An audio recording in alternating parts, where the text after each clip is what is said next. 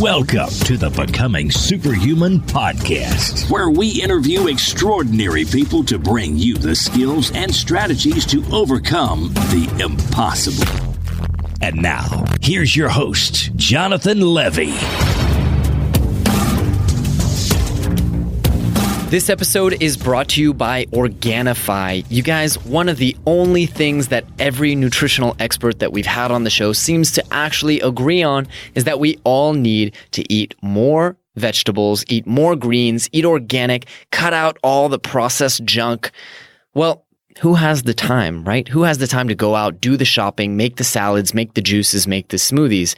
And that's what I love so much about Organifi. Their product is an all-organic green juice. It has all of the nutrients that you need. It tastes absolutely amazing, and it's made by wonderful people who I consider to be personal friends. And as listeners of this show, you guys can actually save 20% on your first order. And all you have to do is go to Organifi.com. That's Organifi.com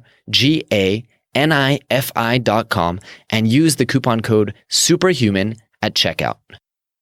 Greetings, Super Friends, and welcome to a special episode of the Becoming Superhuman podcast, which is brought to you, you guys, this week by Miss Nicole Mamote of the United States of America, who says, super crush on Becoming Superhuman, 5 stars. Becoming Superhuman is by far my favorite podcast. Jonathan is a wonderful host, and this podcast has already positively affected my life in just the past month that I've been listening. It's quite a long review here, which we appreciate, but I'll skip to the bottom, which is, I've listened to nearly every podcast, some even twice. Keep up the powerful content, Jonathan. Thanks so much for following this passion and serving us all. Well, thank you, Nicole, for your review.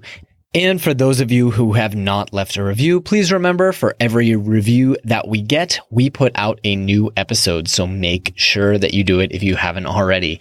On to today's episode, you guys. I said today was going to be a special episode, and I'm sticking to it because today we are actually joined by economist and author Jeffrey Tucker. Now, you might have heard of Jeffrey Tucker. He's very popular in the Bitcoin scene. He's an Austrian school economist, and you might be thinking, well, what does this have to do with becoming superhuman? Well, Jeffrey was here in the studio with me, and we were talking about Bitcoin for a new project that I've been working on. And he believes that Bitcoin is going to be one of the key technologies, if not the technology, that liberates humanity, creates unseen prosperity, unseen freedom, and many, many more things. So I wanted to talk to him. And as I was talking to him about Bitcoin for this other project, I came to realize, a lot of the stuff that he is talking about is about financial freedom, is about having responsibility for your future, and is about, well, a lot of different things that we've covered on the show only tangentially, but which really relate to becoming superhuman. How can we all as a society become better? And so I decided to share this interview with you guys here today. I know Bitcoin is not a topic that you would typically think would be superhuman, but it's something that I want to start talking more and more and more about because I think it has the potential, and I think you'll see throughout this interview, it has the potential to really help a lot of people. So throughout the interview, we talk about what it is, why Bitcoin is such a powerful thing, why Jeffrey is the first economist who came out and said, hey, this technology has potential to change the world. He was the first one who went from saying that Bitcoin was a joke to realizing the power. When we talk about that power, we talk about how it's going to change people's lives. We talk about how you can get involved and get started. Now, on that note, I do want to let you guys know that this episode is brought to you by that new project that I was talking about. And that project is called Bitcoin Academy. It's an all new masterclass level product that I have worked 6 months on with some of the leading educators and thinkers in the space to help you get involved in the cryptocurrency revolution. You might have heard of people who've made millions of dollars in cryptocurrency, and you might have heard of other people who have lost millions of dollars in cryptocurrency. Well, this is the course that is meant to train everyone out there to safely join this revolution without falling prey to the many hacks and thieves and problems that have cost people millions of dollars. So whether or not you guys are currently involved in Bitcoin, it is going to take you from zero to hero and help you understand why I think, and many others, like my guest today, think that this is the next big technology that is going to do for money and commerce what the internet did for information. So if you want to get involved at the ground level, you want to start participating, you want to start seeing what is the big deal, why is this Bitcoin thing in the news every day, go ahead and head on over to jle.vi/Bitcoin. That is BITCOIN, and you will get a special discount on the course as listeners of this podcast. All right, that's enough for me. Let me switch it over to my new super friend, Mr. Jeffrey Tucker.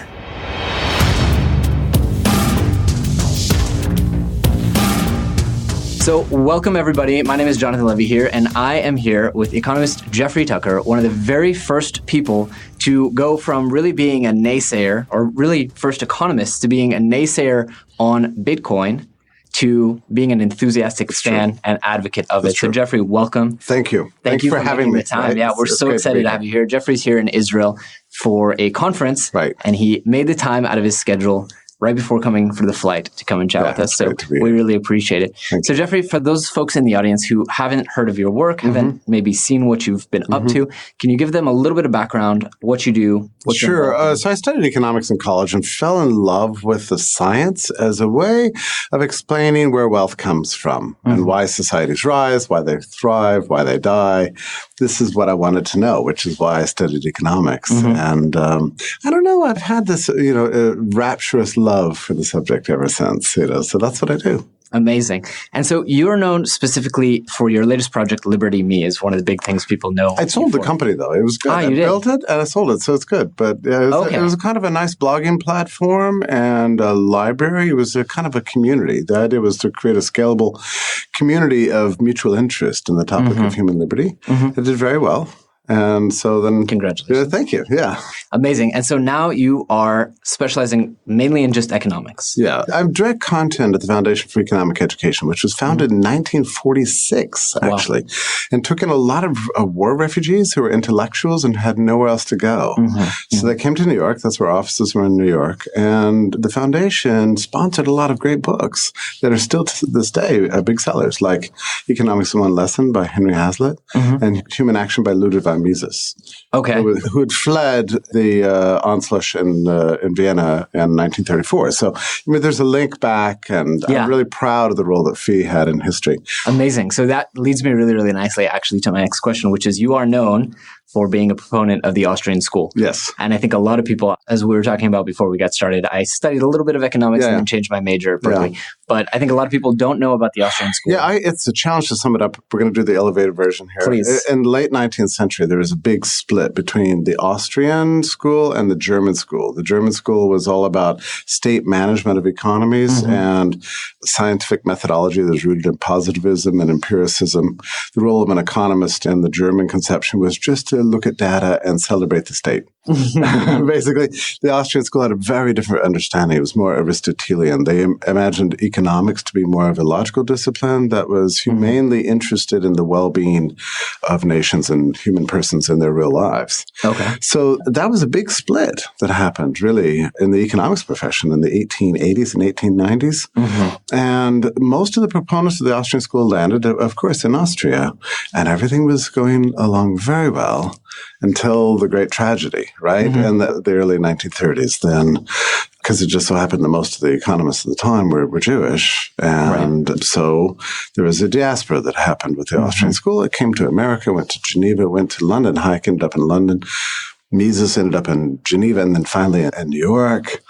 And, the beautiful thing about ideas is that you can't kill them. Right. You can kill a lot of things. You can't kill ideas. Absolutely. So the diaspora ended up spreading the Austrian school all over the world. And now we've got a robust centers in Japan and Brazil and more and more in Israel. And then, of course, the U.S. is, I would say, the world center of the Austrian school. So I guess in practice, what is the difference between the Austrian school and some of the other schools that people might be learning? Well, the Austrian schools, I would say that we rely more on a logical deductive methodology. Okay. And we're more interested in how people actually choose and conduct their affairs in their own life. We don't impose a lot of optimization models on the human experience.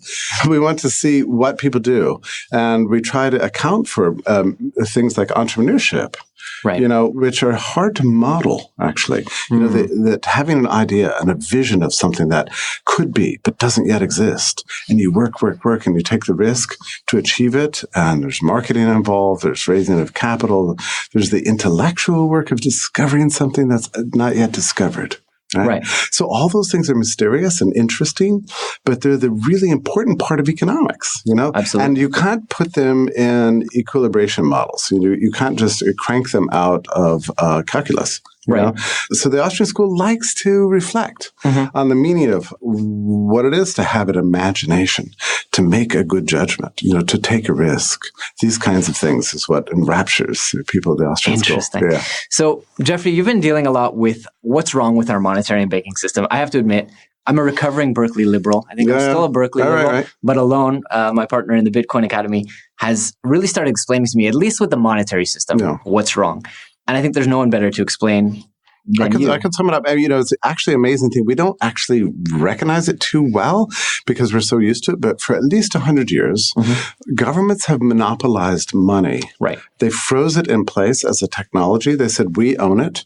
And all existing money must go through the banking system, which we will cartelize, which we will codify into existence, protect and guard against any kind of runs, or it won't be subjected to the a test of any normal business. Free trade. Right? Yeah, banking can never go bankrupt, and money will always be issued by the state.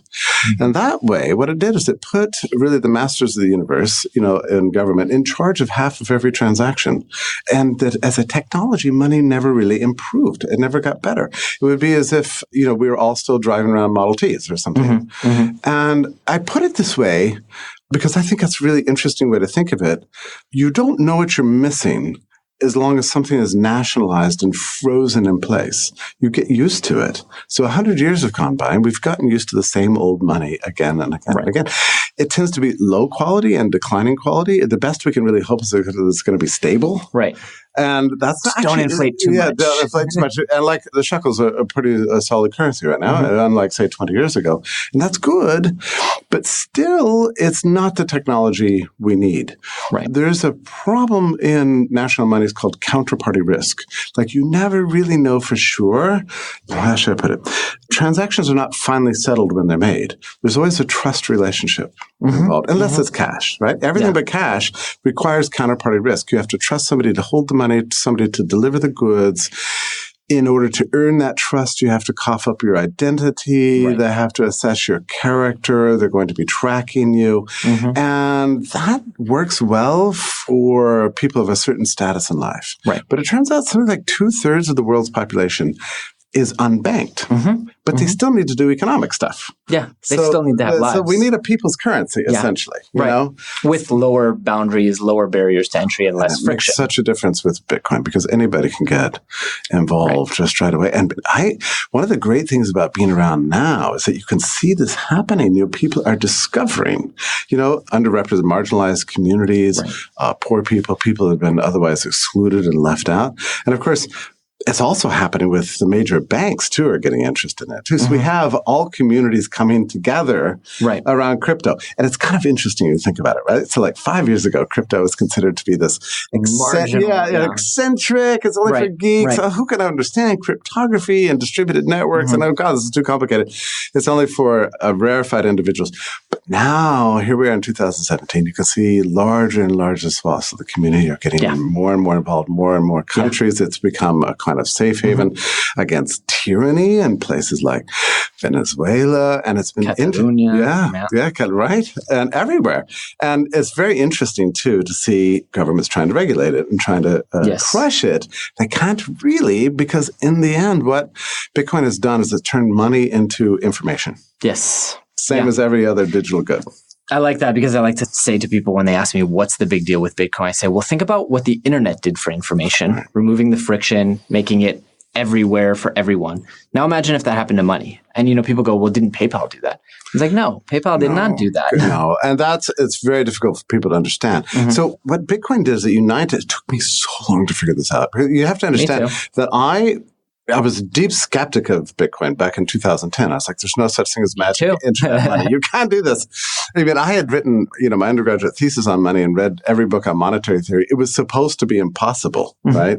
But they figured it out. They figured out how to scarcify the amount of money that could be created, create a means of final payment that was instantaneous, making immutability. Immutability, making digits work like real property, like you and I are next to each other trading something, except we don't have to be. Right. It can be geographically non-contiguous. I can transfer, the money to anybody all over the other side of the world. This was it was technologically impossible to do this before 2008. Right. So before Satoshi. Yeah, before Satoshi. And so this is the brand new technology. So if you don't understand it, there's reasons because it's new, right? That's a really interesting, you said a lot of very interesting things there. One, just about that we never got an improvement over money. I just heard Shai Agassi give a lecture saying, we have this unfinished technology. If you think about the vacuum, it was only recently finished when they added sensors and they added intelligence, and now we don't have to vacuum our houses. And think about what's going to happen when we finish the car and add sensors and automate it. Think about what's going to happen when we finish money and make it actually impossible to forge. And then I think just another amazing thing that you said, which many people don't realize, in the digital world, there's never been any kind of asset or any kind of anything that is impossible to replicate. I mean, the definition of digital is you can replicate it. That's right. Bitcoin invented this technology that allows you to scarcify. And people don't get it. It's like, well, what's the big deal with blockchain? And that's it, really. Well, it's huge with money. And we should be clear that money is only one application of the blockchain, and we can get to others. But the critical thing about money, I mean, there's about 8 different things that money has to have. You want high value per unit of weight. You want it to be fungible. You want it to be durable. You want it to be even quality across every good. All these various things that you want money to do, you've got to have it widely recognized and so on. But a very critical aspect of money is that it has to be scarce. Yes. So, for example, you can't have leaves as money because, they're everywhere, right? Anything that you can infinitely reproduce cannot become money, which is actually, incidentally, one of the big problems with national money is that it is infinitely reproducible, and that's a slight problem. So Bitcoin came along, and Satoshi figured out how to use this ledger in the sky, this cloud-based ledger that can be observed by the community, to replicate the conditions of the physical world in a medium that's famous for its reproducibility. So it's just unbelievable. And I think it was so amazing. If you think about it, the Genesis block, so-called, came out in January of 2009, but it took fully 10 months before the incredulity began to evaporate, right? So the first posted price of Bitcoin was October 5th in 2009. And it was something like 1/16 of a penny in American dollar terms. That was already proof of concept because it took 10 months for even the people who are involved in it to fully believe that this could actually happen. Yeah, right? That reminds me of one of my favorite quotes of Satoshi's, which was on a technical detail. But he says, if you don't understand it or don't believe me, I'm sorry, I just don't have the time to explain it. That's right. And I think that's the case with Bitcoin. It's like, well, we're going to try and explain why this is so important. But if you still don't get it, I mean, this is like people's money. People have invented their own money. And it was amazing for me because I had rejected it for 2 years. But also, you have to think back in 2010 and 2011, even as late as 2012, it was very difficult to find any explanations of Bitcoin that made any sense to a normal human being. And certainly not to an economist, right? So I read in economics. That's my language. I couldn't find any explanations. I finally obtained my first Bitcoin in January of 2013. I sold some goods for it. And I feel so embarrassed about this in retrospect, but I was using the wallet called blockchain.info, which at the time had a little buzz that when your Bitcoin arrived, it would kind of go in your hand. It was the buzz that actually did it for me. I thought, it's there. There's I've got something. There's no 3 to 5 days to clear my bank account. That's right. It's there. There's no counterparty risk. The whole transaction was finally settled at that moment. And I went home and I thought, I was still just like, what has happened to me? And at those days, I think we had a thing called Bitcoin Store, something like that. And I opened it up and the top product on the far left-hand corner of the screen was a pair of crimping pliers. And I thought, okay, I'll buy them. So I didn't need them, but I bought them anyway. So I clicked it and up came a QR code. I scanned it, sent the money, and boom, the whole transaction was cleared. And a few days later, it arrived to my house. But as soon as that clearing took place, I remember the day I got up from my chair, I was at my dining room table, and just did a groovy dance all around the table because I was like, "This is the future. This is happening. This is this is the money." I knew it at that moment. I didn't know why, but I knew it. Yeah. So I wrote my first articles on Bitcoin something like 2 months later because I was nervous. In those days, to be in favor of Bitcoin was to mark you as a freak. Well, especially and today too. Probably. Except we all hang around with each other now. That's why we do it. But in those days, to be an economist writing about Bitcoin, I think I was one of the first, I might have been the first employed economist who actually wrote about Bitcoin. So I wrote these articles and I swear I didn't know what was going to happen. That's like the roof fell in. Mm-hmm. The amount of attacks and criticism and jeering and ridicule I faced over the coming months was unbelievable. And I was in an awkward position because I couldn't quite explain why it was working. I just knew that it did. Right. What I was trying to do was to say to people, look, all you economists out there, so brilliant, so knowledgeable, your theory is flawless. You've been accumulating the theory for 500 years. And so, of course, you know everything except what if you don't? Mm-hmm. What if the market knows more than you do? Mm. What if you need to open up the drapes, look outside the window and see what the heck is going on? Maybe the real world has something to teach you. Absolutely. Maybe you need to be a little bit humble and recognize the possibility that you don't have infallible knowledge. The world is moving forward. Well, and I think so many economists and business people and bankers could not have envisioned such a technological shift. I mean, people think this is digital money, but it's, like we said, so much more that no one could have envisioned that any of this would have been possible, which is why it's so hard to believe. And, over the coming year after that, I do things like people hire me to interview big-time investors, Wall Street mavens, and so on, on stages and things like this. And I would always throw out questions like, sheepishly, so what is your sense of Bitcoin? Yeah. And every time they would just explode like rage. The thing is ridiculous. It's like, Jamie Dimon. Like Jamie Dimon. Yeah, right. Same thing. And they would explode in a rage. That's ridiculous. That is a hoax. That's a Ponzi scheme. Anybody who's doing that is a loser. And just like inordinate amount of anger. Right. Like you don't have to actually you don't have to get angry about it. You can just say, well, I'm not really convinced. Why not? No, it's like fuming because they knew that if it was right, everything has changed. Their entire ecosystem crumbles. Yeah. So I have a question to sheepishly ask you, which is, I'm rusty on my Austrian economics, but typically Austrian economics talk about the intrinsic value of money. So for example, we should use gold because if shit hits the fan, it has value. Right. Bitcoin doesn't have that intrinsic value, or does it? Right. Well, so the story goes like this. Nothing can be money unless it has a pre-existing value, typically in barter. So, for example, that's why gold became money, because it was already a valuable commodity, right? So the theory is called the regression theorem. And it was pioneered by both Carl Menger and Ludwig Mises. And the idea was to attest, like, can this be money? If it has no pre-existing value in some exchange, then it cannot. If it does, then perhaps it can. So like in jails today, in prison, in the U.S. prisons, people use things like cans of mackerel or ramen noodles, right? Those have a pre-existing value. You can eat them. And so initially people said that cannot happen with Bitcoin because it had no pre-existing value. You can't just make something money. I can't write on a piece of paper and call it Jeffries and expect you to accept it as money, right? And that sounds right at first until you consider something really important. And that's that Bitcoin is inseparable from its payment system in the blockchain. Okay. Yeah, those things are tied. And this is very difficult to understand because in national money, we have the dollar and we have Visa. We have the shekel and we have the PayPal. So we split our monies from our payment systems. But with the Bitcoin ecosystem, those are united. Blockchain and Bitcoin are inseparably linked. So the question is, what then is the use value that gave rise to the valuation, the pricing of Bitcoin? I see.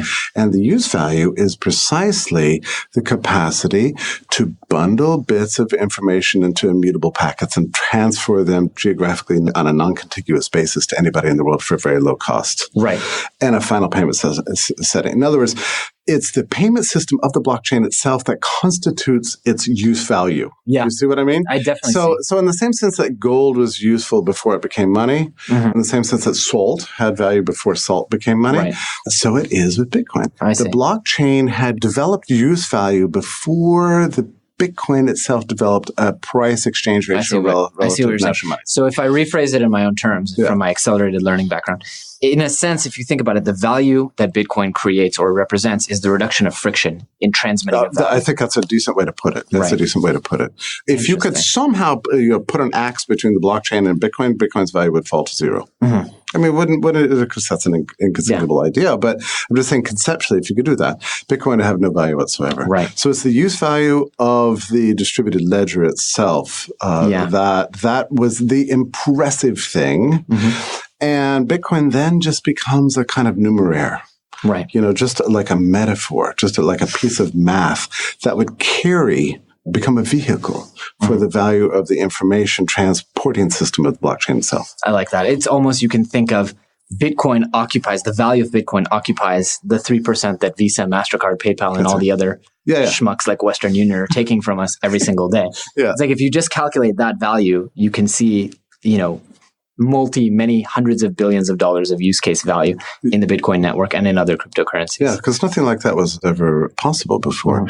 So if you think about it that way, then you can understand. So people ask, what's the intrinsic value of Bitcoin? Well, the intrinsic value of Bitcoin is the use value of its payment system, just to put it in the cleanest possible way. Okay, so I have a really tough question for you. You talked earlier about monopoly of governments over currency. And then we talked about Bitcoin and this whole idea. Now there are hundreds of cryptocurrencies competing with governments. Do you think that Bitcoin replaces fiat money? Do you think that it goes along and competes and creates a friendly competition with fiat monies? Do you think something else overtakes Bitcoin and answers one of those two scenarios? Where do you think it fits in? I think the first one we can rule out that there's no way national money is going to maintain its monopoly in light of cryptocurrency, simply because better technology always wins over suckier technology. I mean, it's just the way the world works. So there's that. I imagine a future of parallel currencies because governments will continue to want to sustain their money monopolies. But here's the problem, though. This is a problem. I mean, actually, the head of the IMF made this point the other day. She was giving a lecture to the Royal Bank of Britain or whatever. And she said, dudes, we got a problem because national money only works because it's the only currency and all currency goes through the banking system. And then that creates a capacity for central bank to manage the money and manipulate macroeconomic outcomes based on this monopoly. With Bitcoin suddenly out there, we're going to lose this. Right. So we need to get serious and thinking about what we're going to do because I don't think they can do anything about it. Right. It's not like gold. No. They can just control physically. But it's your Bitcoin owner and you also own a lot of shekels, right? So, and you probably make money in both, right? So as you have watched your own thinking advance. So maybe a year ago, you were like making a lot of money in crypto and you went out and spent it. But now today you're like, why am I spending my crypto? Maybe I should be spending my shekels instead. Right. Absolutely. And we've all gone through this. So we're trying to calculate how are we going to manage our finances. And I've gone through this myself. I used to feel like I was getting a windfall in Bitcoin, so I spent it. And then I realized over time, no, wait a minute. I've got this completely reversed. The point is you save the deflationary currency and you spend the inflationary currency. You save the thing that's artificially undervalued and you spend the thing that's artificially overvalued. This is what I see happening in the future. Ever more, I would say, kind of like crypto hoarding is going to take place, which is hoarding is a good thing because it builds up a new capital. And that capital can serve as the basis for investment, the building of a new a new kind of a crypto multimillionaire, really a new social structure, in which really smart, intelligent people like you can get a leg up on people that have traditional forms of power, like guns and weapons and political power. Andreas has very interesting, right? Really great quote. Someone asked him, he's like, do you think it's fair that people who saw the writing on the wall of Bitcoin are going to be worth billions? And, everyone else who gets in later, it's just going to be a different distribution of wealth, but the Gini coefficient is like, well, it's better than the distribution of wealth, which is my dad had more guns than your dad. My dad killed more people during the Great Civil War. That's a great way to put it. Our country. That's a great way to put it. Yeah. No, there's going to be massive upheaval in the future. And I expect that national monies and crypto are going to go along beside each other. Now, now your third scenario about whether it's Bitcoin or something else is very interesting, because one of the things we've come to realize, not that Satoshi didn't know it. A lot of people knew it back in 2009, 2010, but only now are normal people discovering this. The Bitcoin blockchain's ecosystem is not scalable, and it was never intended to be. So, what are we going to do about it? And this is the block size debate. SegWit 2x, or is it 8x? Is Bitcoin Cash, and so on. There's a lot of debates, and there's going to be a lot of forks coming. But it seems to me it's very likely that Bitcoin will become a kind of final settlement payment system. Yeah. But within that structure, there'll be a lot of other micro cryptos. Lightning Network. And Lightning Networks and all coins of all sorts. And I can see a future where, banks just come up with their own crypto, and they have a customer base, and all the customers are using it. And then once a month, they're moving into the blockchain to settle all the transactions. I think that's really interesting. I want to ask you, I see we're starting to run up on time here, but I want to ask you, what do you think is the future of humanity because of Bitcoin? As in, looking at it from an economics point of view, how do you think Bitcoin changes our day-to-day lives 10 years on? Okay, well, I'm just going to say some crazy stuff. Please. Because, a lot of times I pull back what I actually think. I'm just going to, since I'm here, I only have a chance here. I think it's going to end the war. I think it's going to end the nation state. I think it's going to end central banking. And I think it's going to end power and ennoble the poor all over the world. And I think it's going to lead to unparalleled prosperity. Once 2/3 of humanity can add the value of their brains and their creativity and buying and selling and become part of the division of labor.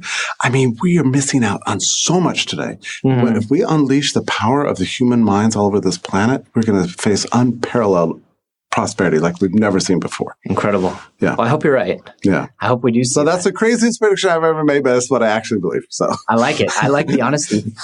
What would be your advice, Jeffrey, for people just getting started? We don't want to give investment advice, but if you were getting started today, what would you do? Here's the thing. I'm sure a lot of people listening to this, and they're sitting there going, I'm learning a lot about Bitcoin today. I've been learning a lot about it for the last 6 months. I'm very interested in it, but they're not owners. Right. And what I would say to those people is just get off your duff, get out and become an owner today. Right. Try it. Because you're not going to feel it until you're an owner. Exactly. And then once you become an owner, and I probably like you do, I like to give crypto to people. I do too.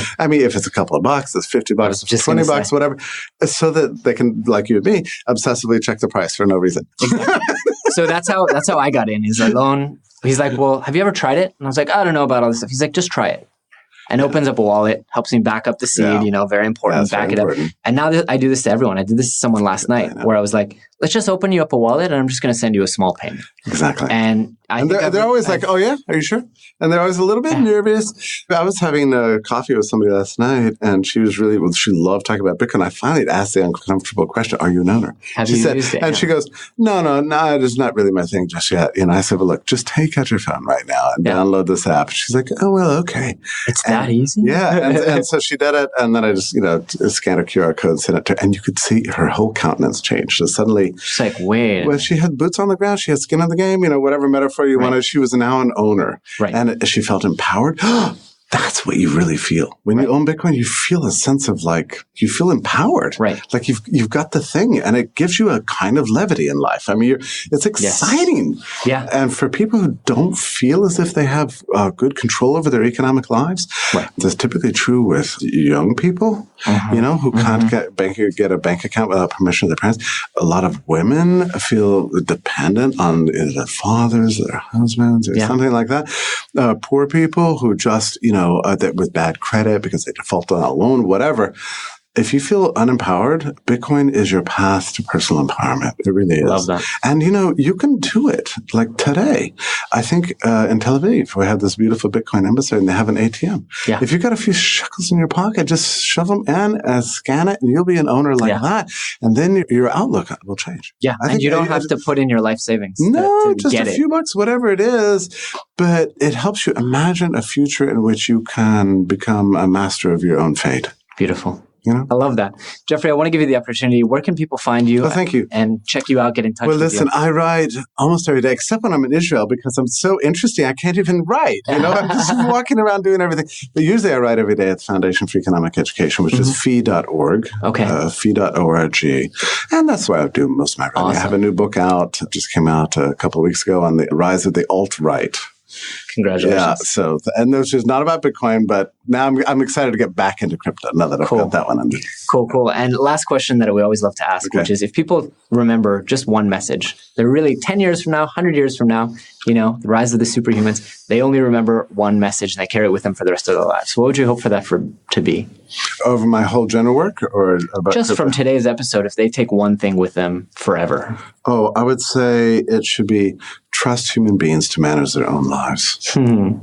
Beautiful. So, Mr. Jeffrey Tucker, thank you so much for joining us today. It's been an absolute pleasure. My pleasure. Thank you.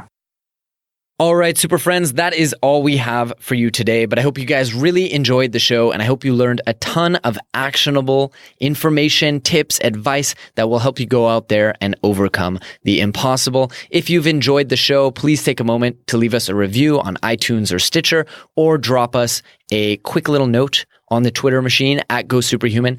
Also, if you have any ideas for anyone out there who you would love to see on the show, we always love to hear your recommendations. You can submit on our website or you can just drop us an email and let us know. That's all for today, guys. Thanks for tuning in. Thanks for tuning in to the Becoming Superhuman podcast. For more great skills and strategies, or for links to any of the resources mentioned in this episode, visit www.becomingasuperhuman.com/podcast. We'll see you next time.